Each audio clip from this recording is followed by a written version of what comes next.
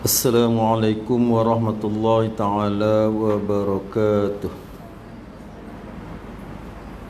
A'udzu billahi samii'il 'aliim minasy syaithaanir rajiim. Bismillahirrahmanirrahim. Alhamdulillahi rabbil 'alamin wassalatu wassalamu ala asyrafil anbiya'i wal mursalin wa ala alihi wa sahbihi ajma'in.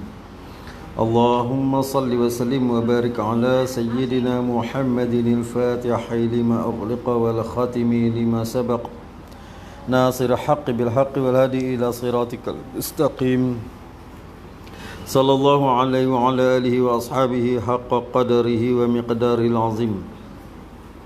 اللهم افتح علينا فتوح العارفين بحكمتك وانشر علينا برحمتك يا أرحم الراحمين. سبحانك لا علم لنا إلا ما علمتنا إنك أنت العليم الحكيم. رب اشرح لي صدري ويسر لي أمري واحلل عقدة من لساني يفقه قولي ولا حول ولا قوة إلا بالله العلي العظيم ولا حول ولا قوة إلا بالله العلي العظيم ولا حول ولا قوة إلا بالله العلي العظيم. أما بعد. قال المصنف رحمه الله تعالى ونفعنا به وعلومه في الدارين آمين يا رب العالمين.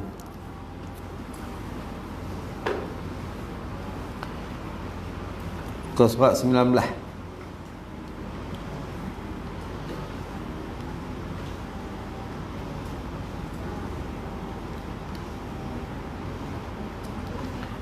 Kata Tuan Musannif rahimahullahu ta'ala, huraian sifat yang keenam,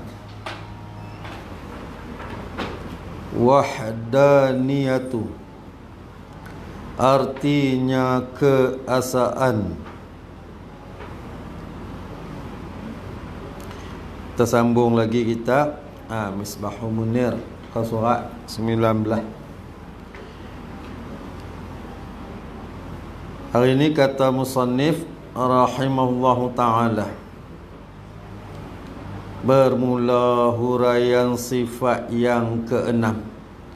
Sifat yang keenam ini bukanlah pada nafsil amri, bukan pada diri pekerjaan yang sebenar.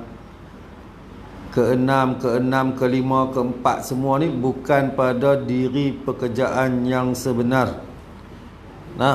Kerana sifat Allah Ta'ala tidak bersusun-susun, tidak dahulu, tidak kemudian antara satu sama lain. Sifat Allah Ta'ala ni dia tak dahulu, tak kemudian, tak bersusun-susun.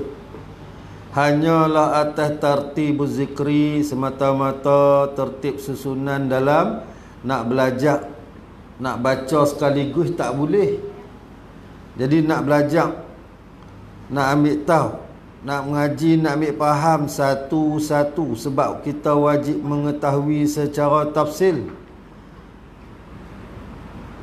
Tak boleh nak tahu secara sekaligus, melainkan dengan mengaji dan belajar satu demi satu demi satu. Jadi bila mengaji satu demi satu disusunkan oleh ulama mengikut keperluan, mengikut hak keadaan ni, mengikut mana yang afdal, mana yang nak letak dulu. Bukan ulama bukan ikut suka letak je. Bukan ikut suka letak. Dia letak apa ni wujud dulu. Dia letak wujud dulu. Kemudiannya dia letakkan sifat salbiah yang 5. Kemudiannya dia letakkan sifat ma'ani yang 7. Kemudiannya dia letak sifat maknawiyah yang 7. Dan sifat ma'ani pun didahulukan. Ada yang ulama dahulukan dengan hayat, ada yang ulama dahulukan dengan kudrah. Jadi susunan-susunan ni bagi untuk kita orang-orang awam ni mudah belajar, mudah faham, mudah kenal. Jadi jangan duk ingat hak ni sifat Tuhan ni nombok-nombok ni. Tu nak bagi faham yang tu. Sifat Tuhan ni bukan nombok-nombok. Sagi duk nombok 1, nombok 2. Salah lah tu. Baik. Jadi huraian sifat yang keenam daripada 13 sifat yang wajib diketahuikan atas tiap-tiap mukallaf ini. Wajib atas tiap-tiap mukallaf pada syarak mengetahuikan secara tafsil bagi qaul Abu Hasan Al-Asy'ari 13 sifat. Dan huraian sifat yang keenam yang wajib atas tiap-tiap mukallaf mengetahuikan secara tafsil 20 sifat bagi qaul Abu Mansur Maturidi. Jadi qaul Abu Hasan Asy'ari qaul yang rajih, qaul yang mu'tamad, dan qaul Abu Mansur Maturidi ni qaul yang masyhur. Masyhur dia semua di mana sahaja siapa pun mengaji sifat 20. Di mana saja masyhur ngaji sifat 20. Baik, yang keenam sifat wahdaniyatu. Artinya wahdaniyah iaitu balik bahasa daripada bahasa Arab kepada bahasa Melayu. Keesaan ataupun keesaan ni keesaan zat Allah Subhanahu wa ta'ala dan segala sifatnya. Wahdaniyah ialah keesaan Allah Ta'ala, yakni keesaan zat dan segala sifat Allah Ta'ala. Maksud dia apa? Zat Allah Ta'ala esa, sifat Allah Ta'ala esa, perbuatan Allah Ta'ala esa. Apa dia esa? Esa ini boleh kita fahamkan dengan ketunggalan. Ataupun dalam bahasa mudah untuk kita nak faham esa ialah makna dia satu, tidak berbilang-bilang. Satu yang tak terima bahagi. Jadi kalau kita sebut satu pun boleh, Allah Ta'ala satu. Tapi bila kita sebut satu, saat lagi bila orang tanya satu lagu mana, satu yang lepas satu ada dua ke? Ataupun satu yang sebelum satu ada kosong ke? Satu lagu mana? Orang tanya kat kita. Kalau selalunya anak lah yang suka tanya, bila kita kata satu lagu mana? Lepas satu dua. Ataupun satu yang sebelum satu kosong. Nak jawab payah juga. Jadi kita kena faham. Satu ni satu lagu mana? Satu yang makna dia tak terima belah bahagi. Tidak ada dahulu, tidak ada kemudian. Tidak dahulu, tidak kemudian. Satu yang tak terima belah bahagi. Muka surat 19.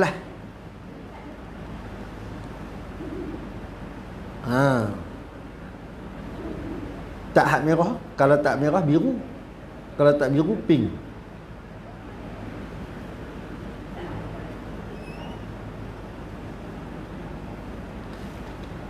Hak ni yang kita kena faham. Satu ni. Jadi sedap lagi bila kita sebut esa. Sedap lagi kita sebut esa. Tapi nak sebut apa pun boleh. Esa boleh, tunggal boleh. Apa makna tunggal? Tunggal ni tak ada dulu, tak ada kemudian. Tu tunggal.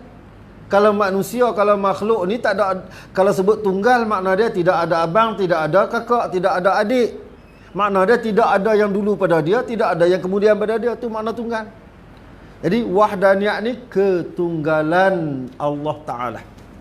Baik. Kata musannif rahimallahu ta'ala, wajib pada syarak pula, dengan makna juga, selain daripada 1, 2, 3, 4, 5 yang terdahulu, yang keenam ini juga wajib pada syarak atas tiap-tiap mukallaf, atas tiap-tiap orang aqil lagi baligh. Wajib apa yang syarak tekankan atas tiap-tiap mukallaf ni? Wajib mengetahui. Wajib mengetahui. Dikehendaki dengan mengetahui ni bukan tahu saja, lepas tu duduk diam, duduk. Habis tu tahu ni, tahu serta mengaku putus di dalam hatinya tiap-tiap mukallaf. Tahu serta mengaku putus. Tahu ni bukan dengan makna tahu begitu. Tahu tak tahu. Dah. Tahu dengan makna kenal.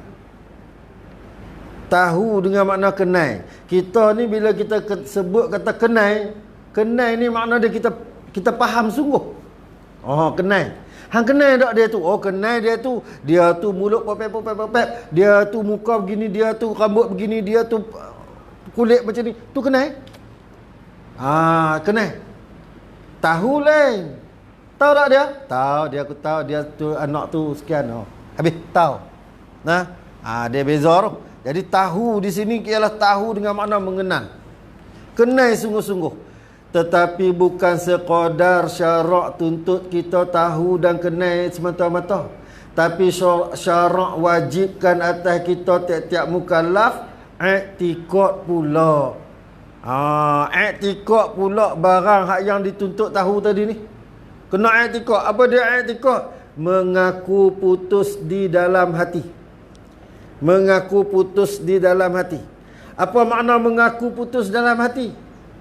Makna dia berpegang dalam hati. Yang kita sebut selalu pegang dalam hati. Berpegang di dalam hati. Lagu mana pegang dalam hati? Iaitu mengaku dengan satu pengakuan yang putus. Putus ni makna dia tidak ada syak, tidak ada zon, tidak ada waham dalam pengakuan kita. Hati kita buat pengakuan dengan barang yang kita kenal ni, tak ada syak, tak ada zon, tak ada waham. Makna dia apa? Yakin, sebenar-benar yakin. Tu putus. Bila sebut kata putus, tak ada doa, tak ada dah. Putus. Macam-macam ni lah orang masuk meminang. Kira pi mula letak 10,000, kawan ni korang 1,000, kawan ni naik 500. Korang sikit sampai dapat satu keputusan. Dipersetujui oleh semua. Kita mengaji ni nak bagi kenal dipersetujui dalam hati kita ni, kenal sungguh. Kita mengaku tadi. Maka hak bersetuju tu tadi ni kita jadikan satu kata putus. Makna dia tidak ada u'ak dah. Tak ada patah balik, tak ada ni dah. Pakai yang tu. Pakai yang tu. Yang mana? Hak yang kita buat satu kata putus. Jadi dalam hati kita ni dia kena ada kata putus. Kata putus ni makna dia kita berpegang dengan apa yang kita faham, yang kita yakin sungguh-sungguh. Syarat dia hak yakin tu mesti mutabaqah dengan apa yang diyakini oleh ahli sunnah wal jamaah. Saya ni yakin tapi tak selari dengan ahli sunnah. Yakin. Hak ni lagi bahaya ni. Dia yakin sungguh-sungguh, dia putih dah dalam hati dia, tetapi tak selari dengan ahli sunnah wal jamaah. Jadi masalah i'tiqad ni bahaya dia. Kalau keyakinan kita tak selari dengan ahli sunnah wal jamaah, bila dah duk pegang dalam hati, takut jadi sesat. Yang ni yang kita duk ajak mengaji tauhid selalu ni. Ulama duk ajak umat mengaji tauhid selalu ni pasal ni. Sebab benda hak duk dalam hati ni tak tahu. Kadang-kadang kita salah faham. Ngaji tok guru ngajak betul dah, kita salah faham.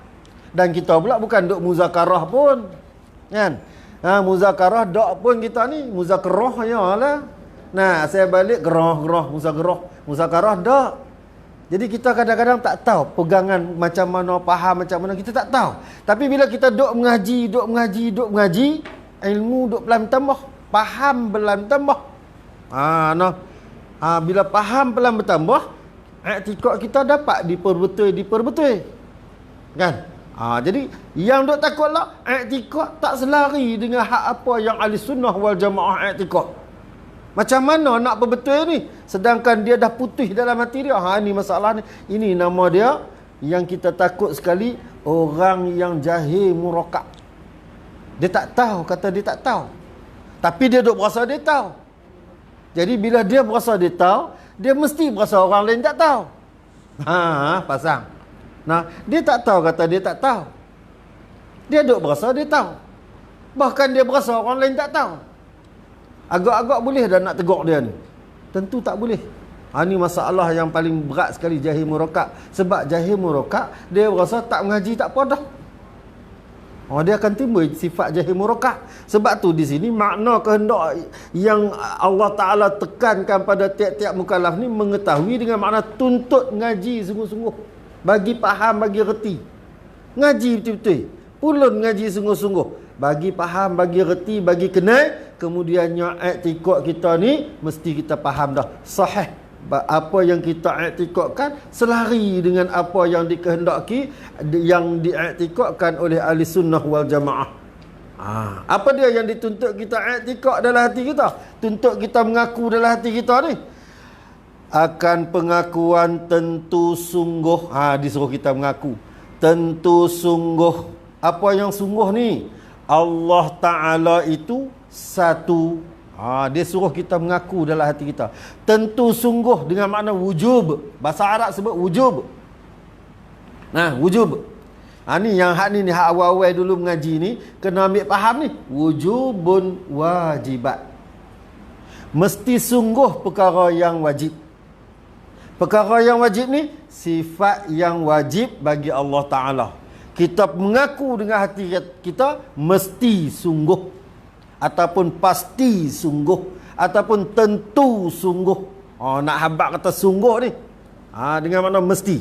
Jadi dituntut kita mengaji ni pasal tu, sebab nak bagi tepat hak kita mengaku. Apa yang kita mengaku dalam hati kita? Tentu sungguh Allah Ta'ala itu satu. Jadi satu tu kena faham. Satu tu kena faham. Bila kita sebut satu kena faham. Satu kena faham. Apa dia satu? Bila orang tanya kita, apa dia satu? Satu Tuhan ni satu yang macam mana kita nak faham ni? Sebab satu kalau pada kira-kira, pada matematik, pada ilmu hisab, dia mula dengan kosong, kemudian dihubungkan dengan dua. Betul tak? Itu matematik. Jadi satu yang dikehendaki di sini yang kita nak mengaku, satu yang macam mana? Kita kena ingat, satu yang tidak ada dahulu dan tidak kemudian. Dia tak ada. Dia dulu tak ada, kemudian tak ada. Dia tidak didahulukan dengan kosong dan tidak dihubungkan dengan dua. Itu satu. Makna dia satu yang tidak dahulu, tidak kemudian ni. Satu yang tidak ada awal, satu yang tidak ada akhir. Tu satu. Dan lagi satu kena faham. Satu yang mana? Satu yang tidak menerima belah bahagi. Habis. Hadis selesai. Bila sebut tak terima belah bahagi, dia tak boleh jadi setengah. Sebab satu boleh jadi setengah. Satu boleh jadi setengah. Jadi tak terima belah bahagi. Dia tak boleh terima belah bahagi ni makna dia Esa Allah Ta'ala. Tunggal Allah Ta'ala. Esa ni, Esa kalau bahasa kita, Esa tu kita boleh nampak Esa. Keesaan Allah Ta'ala. Tapi bila orang tanya kita Esa tu macam mana, kita tak boleh nak cerita. Sebab kita cuma sekadar tahu macam tu. Sebab tu kita nak kena faham. Bila orang tanya Esa Allah Ta'ala macam mana ni? Esa Allah Ta'ala. Esa Allah Ta'ala ni satu zat, satu sifat, satu af'al. Tak terima belah bahagi. Zat Allah Ta'ala tak terima belah bahagi. Allah Ta'ala ni makna dia bila kita sebut satu tu ataupun Esa ni tak terima belah bahagi. Makna dia bila tak terima belah bahagi, Allah Ta'ala juga satu faham, kena faham elok-elok. Tak terima belah bahagi ni makna dia tak boleh belah bahagi. Beza. Tak terima belah bahagi dengan tak boleh belah bahagi beza.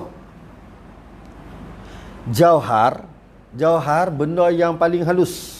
Ni sebab tu kita istilah ni kena kenal. Jauhar ni ialah benda yang paling halus, yang tak boleh nak belah bahagi dah. Tu jauhar. Kita kena faham bila sebut jauhar, makhluk ni semua daripada jauhar, sekalian makhluk. Dalam bahasa sains, benda yang paling halus sekali yang tak boleh nak belah, tak boleh nak bahagi, nama dia atom. Nama dia atom. Dalam bahasa tauhid ni, orang mengaji ilmu tauhid, ilmu kalam, ilmu falsafah, orang kata nama bagi makhluk yang paling halus ialah jauhar. Jauhar ni dia tak boleh belah bahagi. Tapi bila jauhar ini bergabung, dari satu jauhar bergabung dengan dua jauhar, dia dah boleh belah bahagi. Makna apa? Satu jauhar yang tak boleh belah bagi. Nak belah tak boleh dah. Habis dah. Tak boleh belah dah. Tapi bila dia yang tak boleh belah ni bergabung dengan yang tak boleh belah. Bergabung, dia menjadi dua jauhar. Ataupun dinamakan jauhar murakab. Hak jauhar murakab ni, kita juga namakan dia jisim. Baik, jisim, benda. Bila sebut jisim, dia boleh belah bagi. Sebab apa? Dia daripada satu jauhar dengan satu jauhar bergabung. Jadi dua jauhar. Bila dua, boleh belah dua. Ni jauhar. Boleh belah dua. Boleh belah dua. Jauhar tak boleh belah bagi. Allah Ta'ala bukan jauhar. Tak terima sama sekali belah bagi. Jadi Allah Ta'ala bukanlah daripada beberapa jauhar yang berhimpun. Beberapa jauhar yang bergabung. Bukan. Dan Allah Ta'ala ni bukan jauhar yang kalau berhimpun boleh belah bagi. Allah Ta'ala bukan jauhar. Hak ni paling faham kali ni pasal apa? Nak habaq kata esa Allah Ta'ala tak terima langsung. Belah bagi ni tak terima langsung. Jauhar memang tak boleh belah bagi, tapi bila dia bergabung boleh belah bagi. Tuhan tak terima gabungan. Ni kena faham. Sebab tu bila kita sebut satu, sebut esa, kena faham. Dan satu Allah Ta'ala ni kita kena faham satu pada zatnya, dan satu pada sifatnya, dan satu pada af'alnya Allah Ta'ala.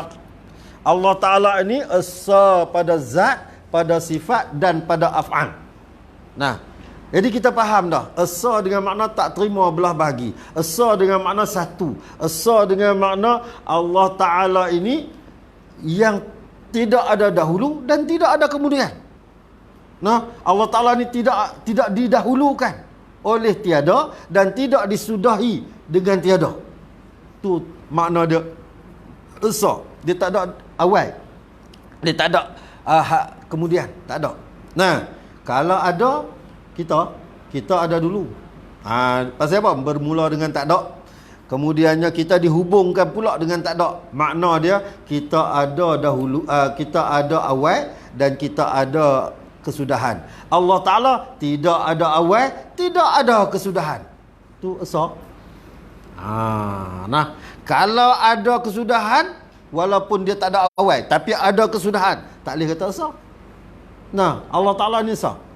Dia tidak ada awal dan dia tidak ada kesudahan. Dengan makna lain, yang wajib juga kita i'tikad dalam hati kita ni. Tadi kita mengaku sungguh perkara yang wajib. Apa dia yang wajib? Allah Ta'ala esa. Wajib kita mengakulah hati kita, i'tikadlah hati kita. Tentu sungguh Allah Ta'ala esa, ataupun tentu sungguh Allah Ta'ala satu. Ataupun tentu sungguh Allah Ta'ala tunggal. Kita mengaku. Dan wajib juga atas tiap-tiap mukallaf mengetahui serta mengaku putus dalam hatinya, apa dia? Akan tentu tidak berbilang-bilang Allah Ta'ala. Bukan takat mengaku yang wajib sahaja. Kita juga kena mengaku di dalam hati kita. Wajib kita mengaku di dalam hati kita dengan istihalah perkara yang segala yang mustahil. Yakni istihalatun mustahilat. Kita kena mengaku dalam hati kita. Wajib juga. Bukan mengaku yang mustahil. Kita tak mengaku yang mustahil di Allah Ta'ala. Sebab apa? Sebab yang mustahil tak ada di Allah Ta'ala. Habis tu kita mengaku apa?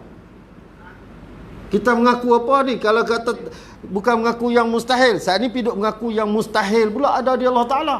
Mesti sungguh perkara yang wajib ada di zat Allah Ta'ala. Mesti sungguh perkara yang wajib di zat Allah Ta'ala. Kita mengakulah hati kita. Kemudiannya kita mengaku dalam hati kita mesti tidak. Kita mengaku mesti tidak perkara yang mustahil atas Allah Ta'ala. Mustahil apa dia? Ma la yutasawwaru fil aqli wujuduhu. Barang yang tak dapat nak ditasawurkan oleh akal, akan adanya. Akal nak kata ada tak boleh. Akal duk nampak suluh lah kat mana pun dia tak ada. Mustahil ni tak ada sama sekali di Allah Ta'ala. Jadi kita sebagai hamba Allah Ta'ala ni, umat Islam ni, yang mukallaf ni, yang dituntut oleh syarak untuk kita i'tikad ni, kena i'tikad dengan mesti tidak segala yang mustahil. Jadi bila sampai di sini, mesti tidak segala yang mustahil. Mustahil ni lawan bagi yang wajib. Kalau wajib esa, mustahil berbilang-bilang. Lawan bagi esa berbilang-bilang. Jadi kita mengaku dalam hati kita, mesti sungguh Allah Ta'ala esa, mesti tidak Allah Ta'ala berbilang-bilang. Nampak tak mesti tidak? Mesti tidak tu istihalah. Berbilang-bilang tu mustahilat. Mesti sungguh tu wujub. Esa tu wajibat.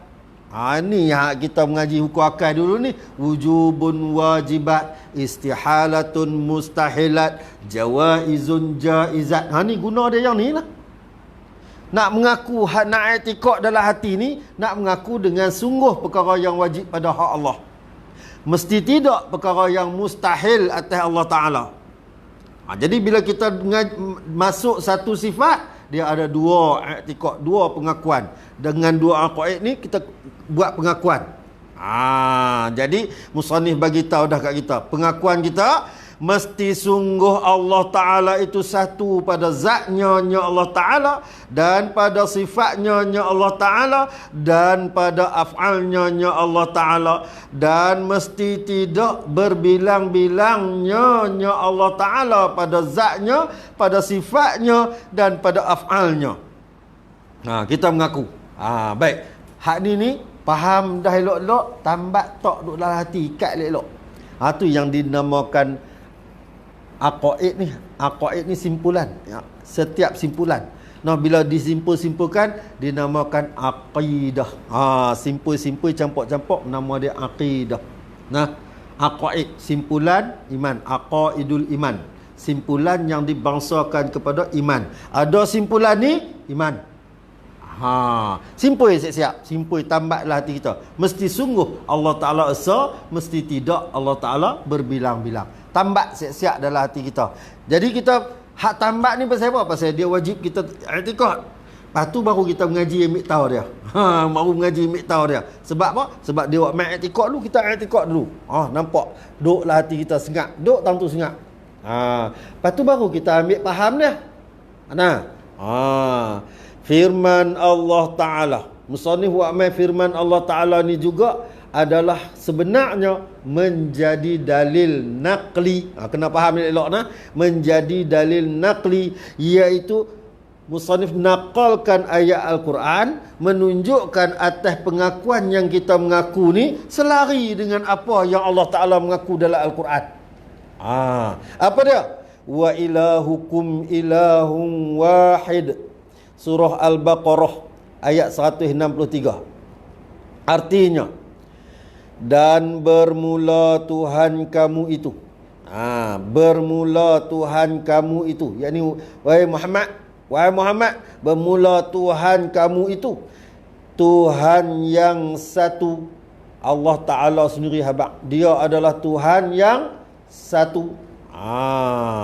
Dan hak yang paling kita duk masyhur, sebut ayat tu kena pada ayat tauhid. Bahkan dia nama pula hebat surah Al-Ikhlas. Qul huwallahu ahad. Katakanlah olehmu wahai Muhammad, dia Allah Ta'ala Tuhan yang satu, Tuhan yang esa. Tu dalil Al-Quran. Allah Ta'ala mengaku Allah Ta'ala esa. Terang-terang dah nampak. Terang-terang dah nampak Allah Ta'ala mengaku Allah Ta'ala esa. Jadi kita wajib mengaku dalam hati kita Allah Ta'ala esa. Mesti sungguh Allah Ta'ala esa. Kita wajib mengaku dalam hati kita mesti sungguh Allah Ta'ala esa. Mesti tidak Allah Ta'ala berbilang-bilang. Kita mengaku di dalam hati kita. Baik, lagi kata musannif.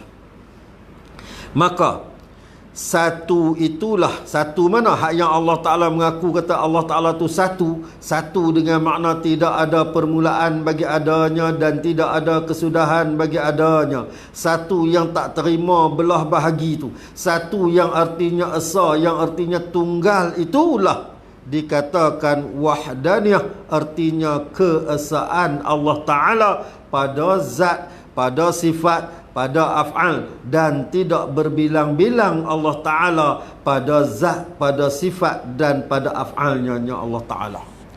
Nah, tu selesai, habis.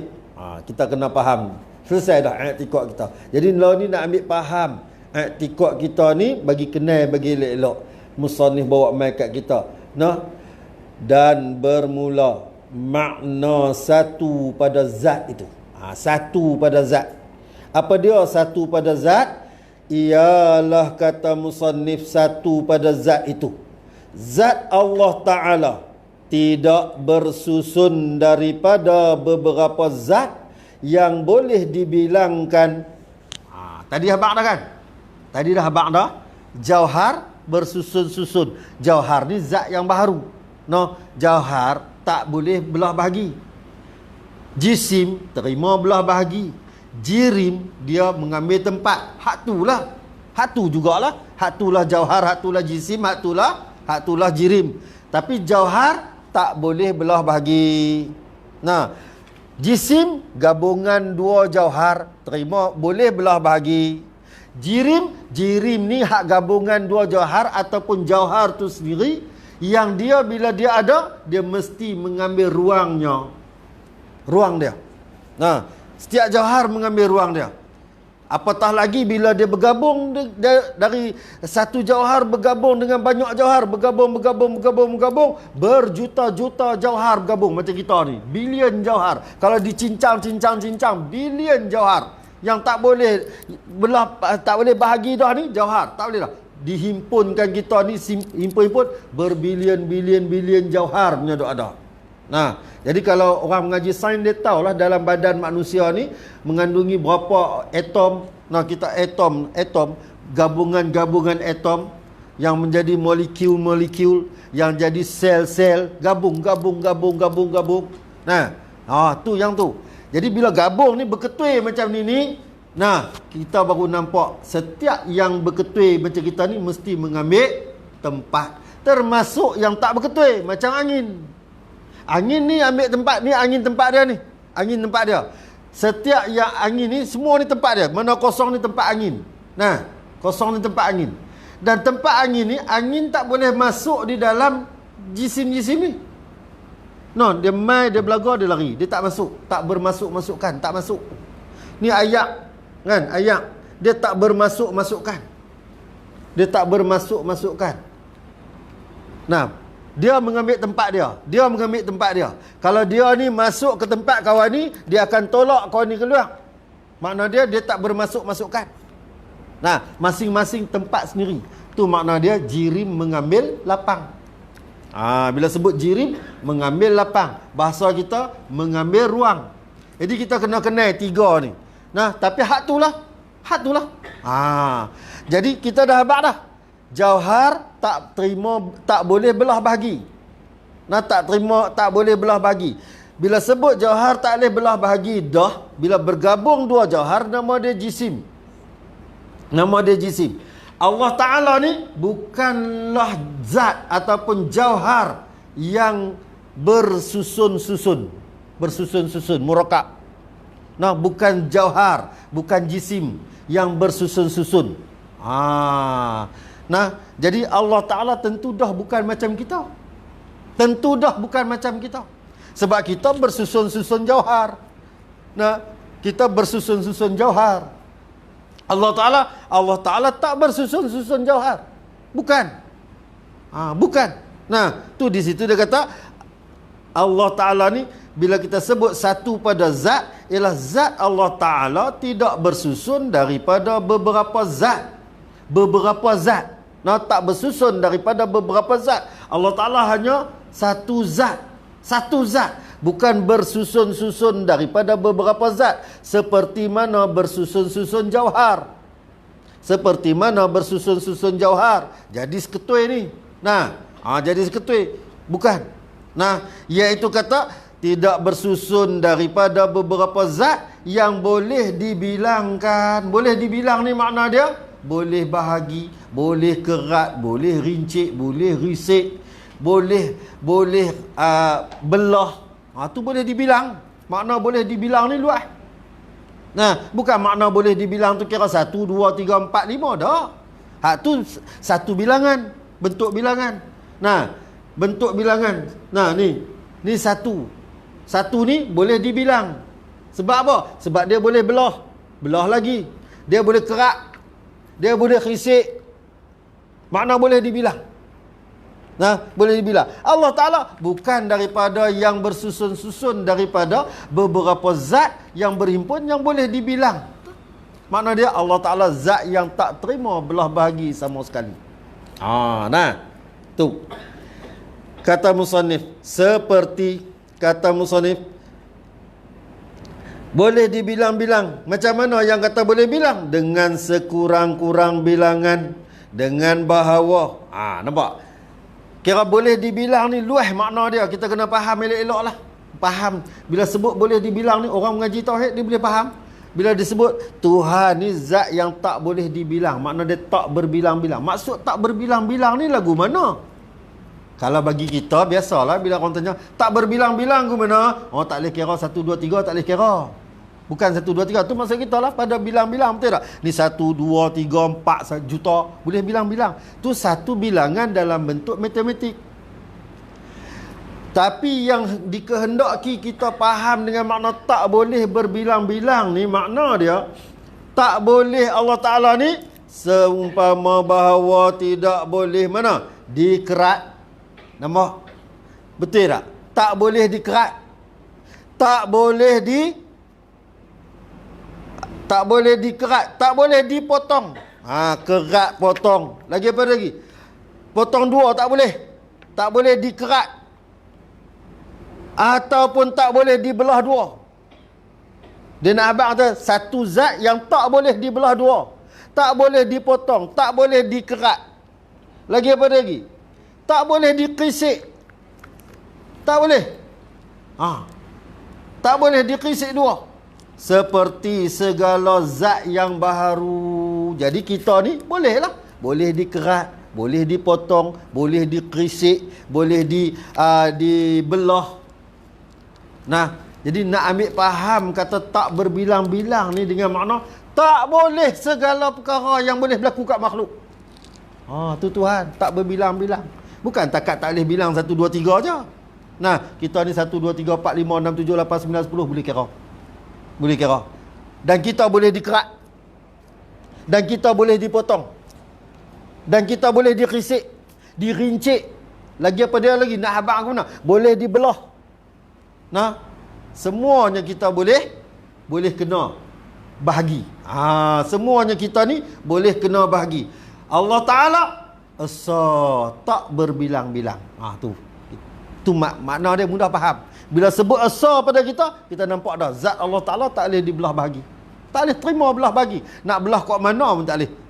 Dalam kaedah belah ni, khisik, potong, rincik, belah semua keadaan. Dalam bentuk apa pun tak terima belah bahagi. Tu makna dia tak berbilang-bilang. Nah, jadi kalau orang tanya kita Tuhan tak berbilang-bilang, lagu mana? Orang nak faham, kadang-kadang orang nak faham. Kita kadang-kadang orang tanya pun kita nak marah. Tak marah guna kita nak jawab tak erti. Nak marah kan lah. Duk tanya apa aku nak jawab mentang erti. Mereka duk alasan, hampa pergi mengaji. Orang kita ada pasien tu. Nak tanya ke ni, hampa duk pergi mengaji. Hang main lah mengaji, tak payah tanya. Betul tak? Tak. Dia mengaji tak mau, dia duk kira nak tanya. Selagi dia tanya kat kita, tak puas hati, dia pergi tanya kat orang lain. Pasal apa dia kata lagu tu? Kelai habis. Ngaji. Tak ada masalah. Kita ni sebenarnya mudah, tapi kita memayahkan diri sendiri. Bila orang tak mau jawab, dia kata sombong. Bila orang jawab, dia tak puas hati, dia pergi tanya kat orang lain pula, dia compare pula. Duk compare soalan, nak tengok jawapan macam mana. Ni salah. Tapi asa ni kena faham elok-elok. Sebab makna tauhid pun makna asa. Bila kita sebut la ilaha illallah, kalimah tauhid. Bila kalimah tauhid, kalimah keesaan Allah Subhanahu wa taala. Faham esa kita macam mana? Ni sebab tu kena faham ni. Kena faham wahdaniyat ni. Kalau tak faham wahdaniyat, kita tak faham keesaan Allah. Tu hak ni yang jadi orang tua-tua duk kata burung burung belatuk, burung ngalau rebau, burung tiung. Mana? Orang cakap apa semua dia boleh cakap. Tanya dia balik, dia tak erti jawab. Dia tak? Dia duduk orang bergantung depan rumah. Kita sampai, Assalamualaikum. Kita pun nak cari mana dia. Kita tak ada bagi salam, orang bagi salam. Nah, cari Assalamualaikum. Kita pun jawab Waalaikumsalam. Nah, tengok tak ada orang. Cari tak jumpa. Langut-langut duduk di atas. Kita bagi salam balik, Assalamualaikum. Dia, Assalamualaikum tu. Dia tak erti jawab. Nah, dia faham mengajuk perkataan orang, tetapi dia tak faham macam mana nak jawab pertanyaan orang. Takut jadi lagu tu lah kita ni. Tu yang kita ngaji biar habis lah.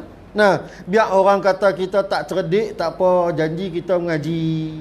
Nah, orang tak mengaji tu semua cerdik. Nah, kita tak mengaji ni, kita tak cerdik. Kita duduk mengaji ni tak cerdik, kita tak cerdik. Kalau kita cerdik, buat apa kita mengaji? Nah, kita tak cerdik. Bila kita duduk di tempat tak cerdik, alhamdulillah, sampai bila-bila pun kita semangat nak mengaji. Tapi bila kita duduk di tempat cerdik, sampai bila-bila kira duduk nak mengajak orang. Ngaji tak mau. Nah, jadi elok dah ni. Nah, baik. Jadi faham, kena faham betul, kena faham elok. Esa ni memang kalau tanya orang, Tuhan bukan satu, bukan dua, bukan tiga, bukan empat. Itu je jawapannya. Dia tak nampak berbilang-bilang tu makna dia macam mana. Jadi kita nak kena faham. Nah, yang dikatakan zat Allah Ta'ala tak berbilang-bilang, makna zat Allah Ta'ala tak boleh khisik, tak boleh rincik, tak boleh. Semua tu termasuk di dalam makna berbilang-bilang. Baik, habis. Lagi kata musannif rahimahullah ta'ala. Maka jika bersusun yang boleh dibilangkan itu, jika bersusun, nah, jika zat Allah Ta'ala ini bersusun-susun sehingga boleh dibilang, maksud dia apa? Zat Allah Ta'ala boleh khisik, boleh rincik, boleh potong, boleh bagainya. Dan zat Allah Ta'ala boleh dikira 1, 2, 3, 4, 5, 6. Tu maksud dia. Hak tu saat lagi kita baru masuk. Ni kita duduk tahun ni. Zat Allah Ta'ala tak boleh dikhisik. Satu zat ni tak boleh dikhisik, tak boleh dirincik, tak boleh sebagainya. Maka jika zat Allah Ta'ala boleh dikhisik, boleh dipotong, boleh dibelah, boleh dikerat, boleh dibahagi. Kalau kata musannif kata kalau zat Allah Ta'ala ni boleh kerat, boleh belah, boleh bahagi ni, bersusun-susun lah makna dia tu. Dah bersusun-susun tu dinamakan dia zat Allah Ta'ala yang bersusun-susun ni lah, takdir. Nah, tu takdir bukan zat. Dinamakan dia zat hak yang bersusun-susun ni, yang boleh khisik, boleh kerat, boleh bahagi, boleh belah ni, dinamakan dia kam muttasil pada zat. Artinya bilangan yang berhubung pada zat. Nah, kalau kita mengaji Quran muttasil apa dia? Berhubung, betul tak? Berhubung. Sebab tu kalau senang je orang mengaji dia nampak berhubung. Berhubung ni makna dia tak boleh putus. Duduk di situ. Duduk di situ, dia tak putus. Jadi ni kita nak bagi nampak faham ni. Nah, perbicaraan kita lah ni ialah pada zat Allah Ta'ala dengan makna yang pertama. Dia ada dua makna. Makna yang pertama, zat Allah Ta'ala bukanlah zat yang berhimpun, bersusun-susun daripada satu zat ataupun dua zat, yang bersusun-susun, yang boleh kerat, boleh bahagi, boleh potong, boleh rincik dan sebagainya. Jadi zat Allah Ta'ala tidak berbilang-bilang. Yang dikatakan kalau berbilang-bilang ni tadi, kalau zat Allah Ta'ala boleh potong, boleh kerat, boleh belah, boleh sebagainya. Nah, dan zat Allah Ta'ala bersusun daripada dua zat, kalau takdir kita macam tu, maka dinamakan zat Allah Ta'ala yang bersusun daripada beberapa zat, ataupun zat yang boleh dibelah, boleh dibahagi, boleh dikerat, boleh dirincik, boleh dirisik ni, nama dia kam muttasil pada zat, iaitu beberapa bilangan yang berhubung pada zat. Jadi Allah Ta'ala ni adakah ia berkait dengan kam muttasil pada zat? Tak. Ni tak lah. Jadi kita faham dah tadi ni, Allah Ta'ala bukanlah zat yang bersusun-susun. Kalau Allah Ta'ala zat yang bersusun-susun, maknanya zat Allah Ta'ala ni kam muttasil pada zat. Kalaulah zat Allah Ta'ala ni bersusun-susun, dengan makna bersusun yang tadilah, potong kerak risik ni, kalaulah zat Allah Ta'ala bersusun-susun macam ni, 1, 2, 3 berhimpun banyak zat ni, berhimpun jadi satu, kemudiannya boleh belah, boleh kerak, boleh rincik, boleh sebagainya, nama zat itu kam muttasil pada zat. Nah, nama dia kam muttasil pada zat. Baik.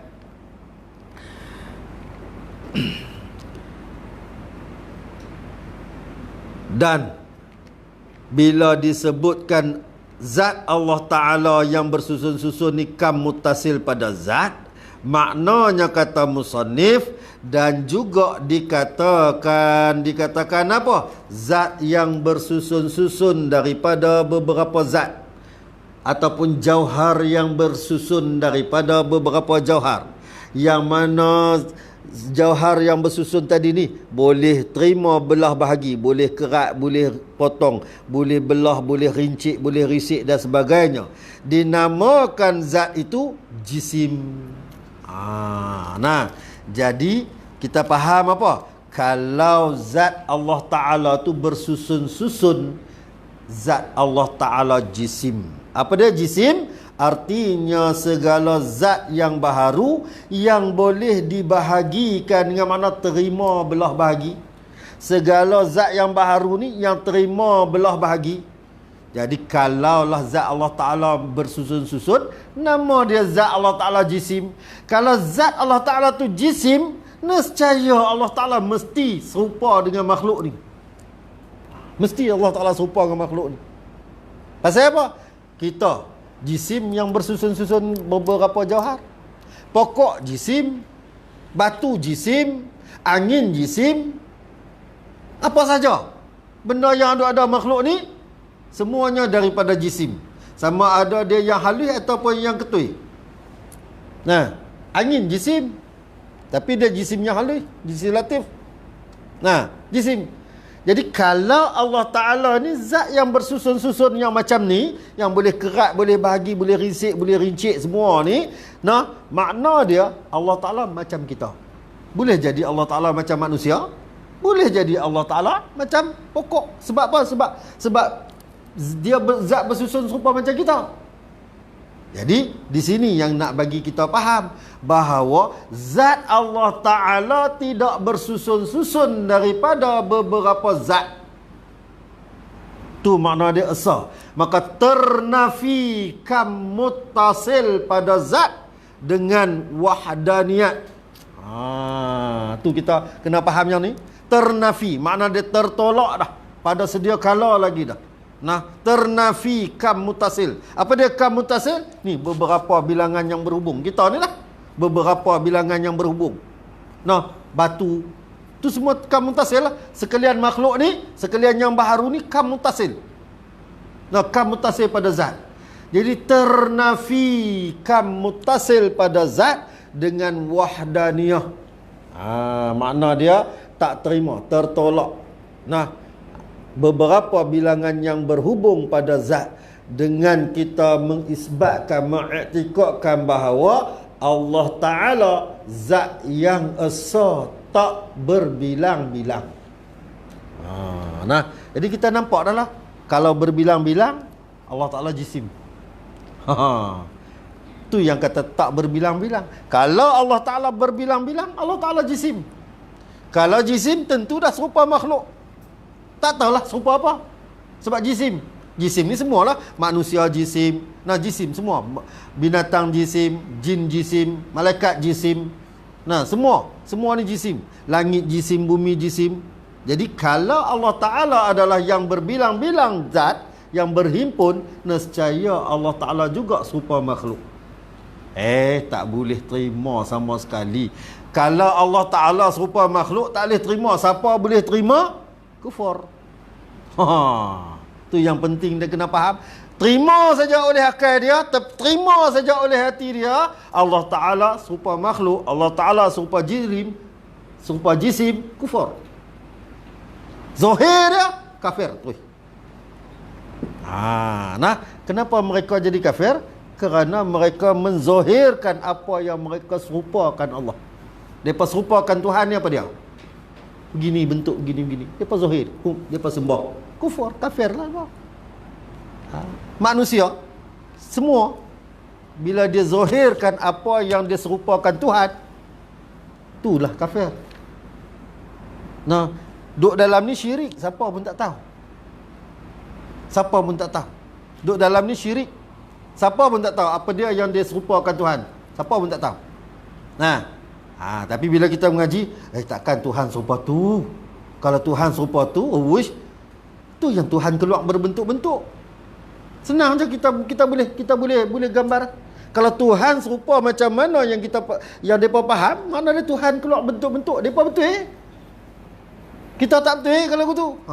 Nah, sebab tu kena mengaji tauhid ni pasal ni nak jaga ni, takut dalam hati kita terlintas. Terlintas Tuhan begini. Nah, bagian Tuhan. Allah wal a'yazubillah min zalik. Nak jaga yang ni. Jangan sekali-kali ada terlintas dalam hati kita Allah Ta'ala seumpama jirim ataupun jisim. Jangan sikit pun ada. Sebab kalau terlintas saja, makna dia kita telah nafikan wahdaniyat. Wal'ayazubillah. Nah, ni kalau tak ada wahdaniyat lah hati ni habis kita. Ni pentingnya ngaji wahdaniyat. Ni ngaji ilmu tauhid. Wahdaniyat ni nak menyatakan tauhid ni supaya kita faham tauhid. Nah, supaya faham yang kita sembah ni Tuhan yang bukan jisim. Selesai dah satu bab. Tuhan yang bukan jisim. Zat Tuhan bukan jisim. Selesai. Habis kita faham dah. Sebab kalau jisim, dia begini. Dia boleh terima rincik, petong dan sebagainya. Tu jisim. Zat Allah Ta'ala bukan jisim yang bersusun. Bersusun pun tak. Zat Tuhan ni bersusun pun tak. Kena faham elok-elok. Nah, habis. Jadi kalaulah bersusun-susun ni, jisim yang bersusun-susun ni, makna dia berbilang-bilang. Jadi berbilang-bilang ni kam muttasil pada zat. Ternafi kam muttasil pada zat dengan kita mengisbatkan wahdaniyat pada zat. Apa dia? Mengesahkan Allah Ta'ala pada zat. Jadi kita ni orang yang faham Allah Ta'ala bukan jirim. Allah Ta'ala ni bukan jisim. Nah, maka kita orang yang faham ni ternafilah kam muttasil pada zat. Secara automatik kita ni mentauhidkan Allah Ta'ala pada zat. Tu kata faham untuk secara automatik kita dah faham dah. Nah, Allah Ta'ala pada zat. Selesai dah satu bab. Nah, ada makna yang kedua pula. Esa pada zat. Apa dia? Dan jika zat Tuhan dapat dibahagikan dan dapat dibilang. Macam mana? Jika zat Tuhan dapat dibahagikan dan dapat dibilang, apa tu? Bahagi dah satu hal. Nah, dan dapat dibilang. Bilang ni dengan mana? Satu. Nah, macam mana? Contoh. Contoh saja kita ni. Kena tengok contoh sebab nak bagi kita nampak. Ni botol ayak betul tak? Tunjuk hak mana pun sama betul tak? Sama dah. Botol ayak sama. Nah, kita akan panggil yang ni botol ayak. Contoh kita kata botol ayak. Hang sebut 100 pun botol ayak. Betul? 100 pun botol ayak. Kita akan kira 1 botol, 2 botol, 3 botol, 4 botol. Kira berbilang. Ni nama dia zat yang boleh berbilang-bilang ni boleh bahagi 1.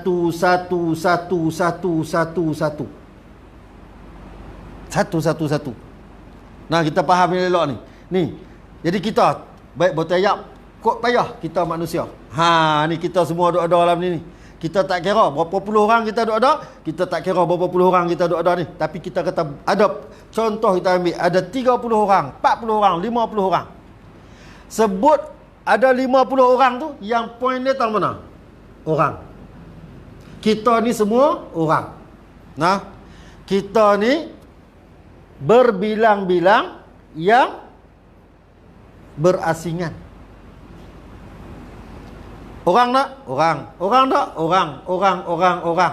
Tapi 1, 2, 3, 4, 5, 6, 7 sampai berpuluh-puluh pun kita kira pun, kita ni berasingan. Apa dia ni? Kam muttasil lawan dengan ngaji Quran. Munfasil, berhubung dengan bercerai. Nah, jadi kita ni sebut saja orang tetapi dibilangkan berasingan. Zat Allah Ta'ala, ni zat Allah Ta'ala bukanlah beberapa bilangan yang bercerai. Makna dia, maksud dia apa?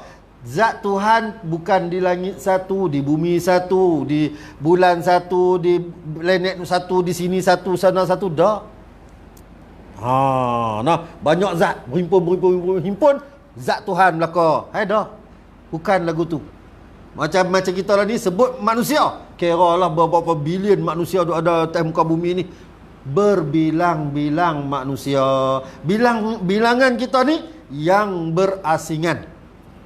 Tapi bila di diri kita ni, bilangan yang berhubung. Lengan, badan, kepala, ni bilangan yang berhubung. Kam mutasil, bilangan yang berhubung, satu diri. Tapi bila daripada satu diri, dua diri, tiga diri, empat diri, bilangan yang bercerai. Kam munfasil.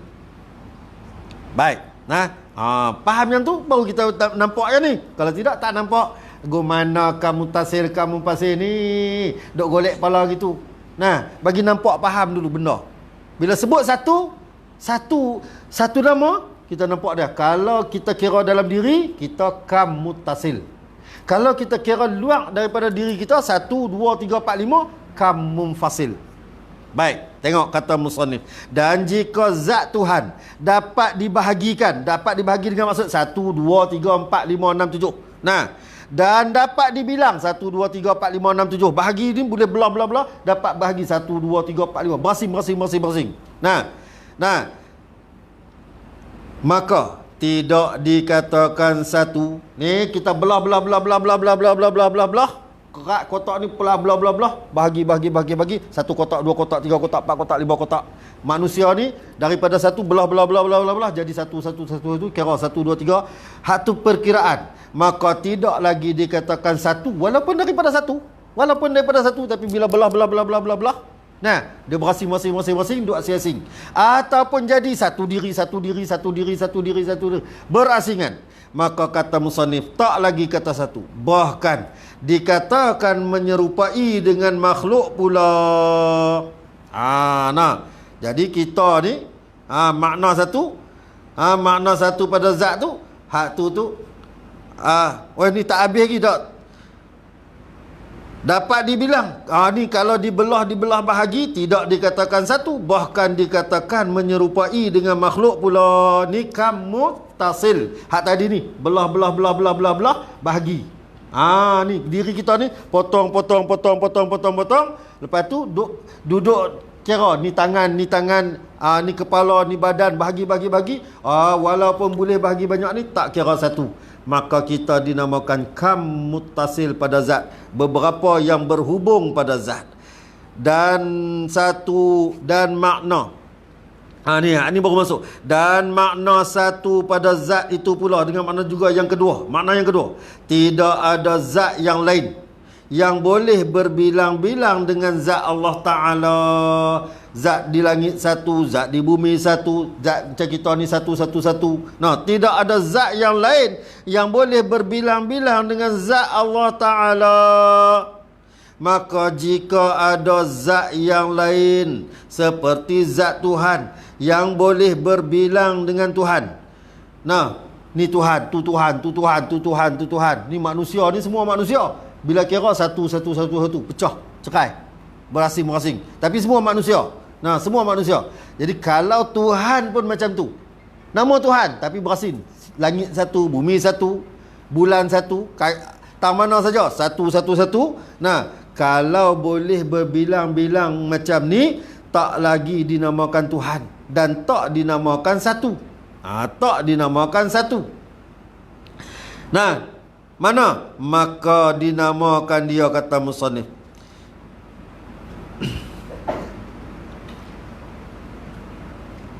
yang boleh berbilang-bilang dengan zat Allah Ta'ala. Maka jika ada zat yang lain seperti zat Tuhan yang boleh berbilang dengan Tuhan, maka dinamakan dia zat yang berbilang-bilang tu. Zat Tuhan berbilang-bilang tu kamunfasil pada zat. Artinya bilangan yang berasing-asing pada zat. Berasing-berasing pada zat. Maka tidak dikatakan satu juga. Tak boleh kata satu juga. Nah, pasal apa tak boleh kata satu? Nak kata satu lagu mana berasing-berasing lah. Hak berasing ni tentu tak boleh kata satu dah. Nah, Tuhan di langit satu, Tuhan di bumi satu. Nah, siapa Tuhan, siapa yang duk cari Tuhan macam ni? Kita tengok. Nah, kufur.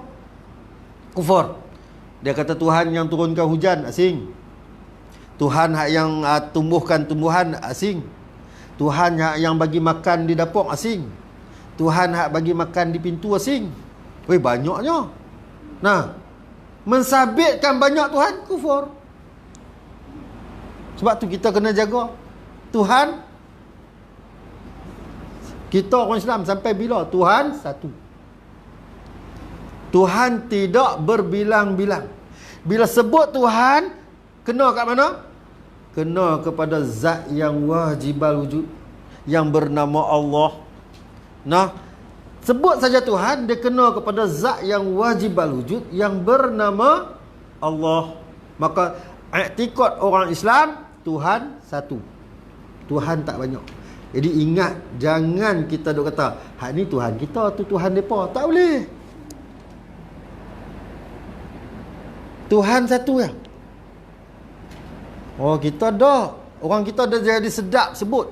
Lazim, suka. Jadi suka. Sebut macam mana? Ya pihak tu Tuhan depa, ni Tuhan kita. Mana boleh? Tuhan depa, Tuhan kita, Tuhan tu lah yang menjadikan. Tapi mereka menyembah selain daripada Tuhan yang sebenar. Sebab tu depa kufur. Tuhan semua. Sebab tu Allah Ta'ala menyatakan dia Allah Rabbul Alamin. Allah ni, zat yang wajibal wujud ni, Tuhan yang selayaknya disembah ni, ialah Tuhan milik sekalian alam. Sekalian alam. Apa dia sekalian alam? Masya Allah. Barang yang lain daripada Allah Ta'ala, semuanya dinamakan alam. Maka orang Islam pun Tuhan tu lah, orang kafir pun Tuhan tu lah, semua Tuhan tu. Jadi siapa yang menyembah Allah, itu Islam. Menyembah selain daripada Allah, tu kafir. Kita tak boleh duk sabit. Depa Tuhan depa, kita Tuhan kita. Mana boleh? Tak boleh. Kita orang Islam, kita kena reti yang ni. Kita kena jaga. Tak boleh duk kata depa Tuhan depa, biar pergi kat depa. Mana boleh? Tak boleh. Ni penting juga ni. Nah, sebab apa? Kalau kita terlajak, kadang-kadang kita terlupa. Kita terlupa yang kita duk cakap ni, rupanya kita sabitkan Tuhan ini munfasil. Mana? Tuhan kita, Tuhan lain. Tuhan depa, Tuhan lain. Mana dua Tuhan? Ya. Pada kita nak cakap ni, kita kena kata macam ni. Tuhan ni Tuhan sekalian alam. Tuhan orang Islam pun Tuhan tu, Tuhan orang kafir pun orang tu. Tapi Tuhan yang kita sembah Allah. Tuhan yang kalau ada orang yang sembah selain daripada Allah, makna dia jadi kafir. Maka dengan sebab tu kita haram mengizinkan orang menggunakan nama Allah bagi sembahan yang mereka cipta. Tak boleh, haram. Mana boleh? Depa sembah apa? Depa sembah selain daripada Allah. Tiba-tiba depa nak pergi buat Allah. Mana boleh? Tak boleh. Nah, tapi yang hakikat pada menjadikan Allah Ta'ala memiliki sekalian alam. Tuhan bagi sekalian alam. Jadi orang kafir, kita kena kata, sebab tu bila mereka sembang pun, mereka sebut dengan kita Tuhan Allah, Tuhan Allah, Tuhan Allah. Hakikat dia sebenarnya Tuhan ni adalah zat yang wajibal wujud, yang nama dia Allah. Tu hakikat sebenar.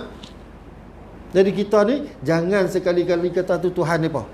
Tu sembahan mereka. Sembah Sembahan. Dia bila lain pada sembahan, sebab tu kena faham tu, tengok la ilaha illallah ni, asyhadu alla ilaha illallah diterjemahkan dengan makna la ma'bud bihaqqin illallah. Nah, tidak ada Tuhan yang sebenar-benar disembah. Tu makna la ilaha illallah bagi kita orang awam. Tidak ada Tuhan yang sebenar-benar disembah melainkan Allah. Maka siapa yang sembah selain daripada Allah, kufur. Siapa dia yang sembah selain daripada Allah? Yang tak mengucap dua kalimah syahadah ni. Tu yang kita secara ijmal Islam lakalah kita ni mengucap dua kalimah syahadah. Tapi kalau secara sembahan kita tengoklah. Orang Islam dia sebut la ilaha illallah ni sebab apa? Sembahan dia Allah. Dia tak nak sembah yang lain. Ni keesaan ni penting. Kita kena bagi nampak sungguh-sungguh esah. Jadi kalau kita nak kata Tuhan orang kafir tu, kita nak kata Tuhan tak boleh. Kita kena kata sembahan orang kafir. Dia sembah apa? Tokong. Dia sembah apa? Dia sembah patung. Dia sembah apa? Dia sembah. Kita sebut sembahan.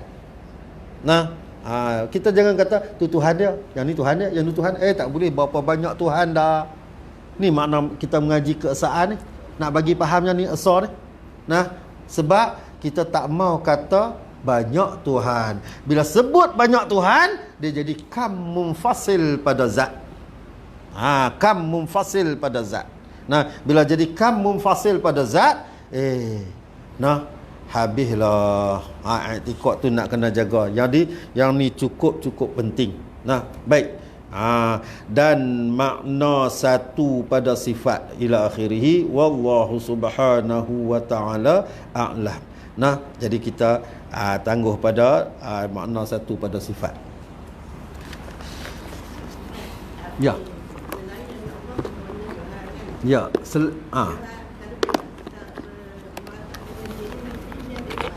Macam mana Jana? Ya, jauhar ni ambil tempat lah. Dia macam ni. Kalau dia tak bergabung dengan jisim pun tetap dia mengambil tempat. Dia maksud dia sebenarnya macam ni. Jauhar ni ialah benda. Okey, benda. Benda ni sama ada benda ni berketui macam ni. Yang kecil lah, kecil yang tak boleh bahagi dah ni, sama ada dia berketui ataupun yang macam angin latif. Latif. Setiap walaupun sebesar mana pun jauhar, dia tetap mengambil tempat. Bila sebut kata mengambil tempat, nama dia jirim. Nama dia jirim. Tapi bila besar dah tentulah besar. Bila bergabung jauhar, gabung, jadi kita ni lah jisim. Beberapa himpunan jisim yang beribu-ribu jisim ni berhimpun beribu-ribu jauhar ni berhimpun, kita jadi satu jisim. Jisim ni nak abang seketui yang boleh bahagi. Jadi kita ni juga adalah jirim yang mengambil tempat. Kalau dikecilkan kita ni, kita juga adalah jauhar. Walaupun kita jauhar, tetap kita mengambil tempat. Tapi dinamakan mengikut nisbah dia, mengikut keadaan dia. Bila jauhar, kita sebut tak terima bahagi. Bila jisim, boleh bahagi. Bila jirim, mengambil tempat. Jadi orang sebut jirim, kita nampak dah, dia mesti murad dia, kehendak dia mengambil tempat, mengambil ruang, mengambil lapang. Bila orang sebut jisim, kita tahu dah ini makna dia boleh bahagi. Bila orang sebut jauhar, kita tahu ni makna dia benda yang tak boleh bahagi. Nama, tapi asal dia hak tu lah. Hak tu lah.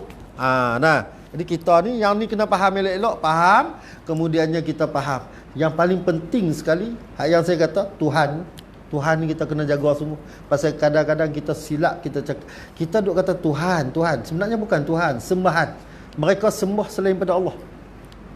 Mereka bukan Tuhan. Kita jangan fikir ada orang sampai ke peringkat tu Tuhan mereka. Ni bahaya besar. Ya, sebab sebab apa? Sebab tu kita kena faham elok-elok. Faham elok. Kita mengajak orang, kita nak cerita ke orang, kita nisbahkan kepada semua sembahan orang tu Tuhan. Tak boleh. Anak-anak sekarang pun dah. Ya. Tu yang dia main, yang lah ni main macam mana? Tuhan tu ya semua. Agama apa pun Tuhan tu ya semua. Ni Ni yang jadi masalah dekat kita lah ni. Orang akan memaham hang agama apa pun Tuhan tu salah. Tuhan tu ya betul yang menjadikan sekalian agama, yang menjadikan sekalian makhluk. Tetapi yang sembah lain pada Allah bukan. Dia dah tak masuk, tak sama dah. Bila sebut sembah lain pada Allah, dia dah tak sama dah. Tapi kalau dari sudut kejadian makhluk, ya sama. Semua kita makhluk ni semua sama. Tuhan tu lah yang menjadikan kita. Semua Tuhan tu yang menjadikan kita. Makhluk semua sama. Nah, tapi bila sudut Tuhan yang kita sembah, dia mesti tak sama. Sebab apa tak sama? Sebab kita dikehendaki kita faham sungguh yang kita sembah Allah. Maka siapa yang sembah selain daripada Allah, yakni Tuhan yang lain daripada Allah, kufur. Nampak tak? Sebab tu kita tak boleh sabitkan yang lain daripada Allah tu Tuhan.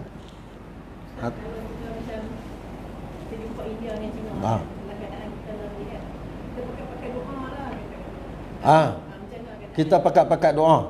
Doa tak apa. Kita boleh doa untuk satu Malaysia. Kan? Ya. Betul, boleh.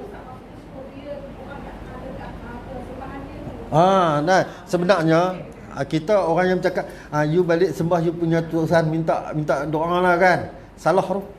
Nah, kalau kita kata kita pakat-pakat doa lah, semua orang doa, tak apa. Tapi kalau kita kata you balik sembahyang, you sembah you minta doa sama Tuhan you, salah.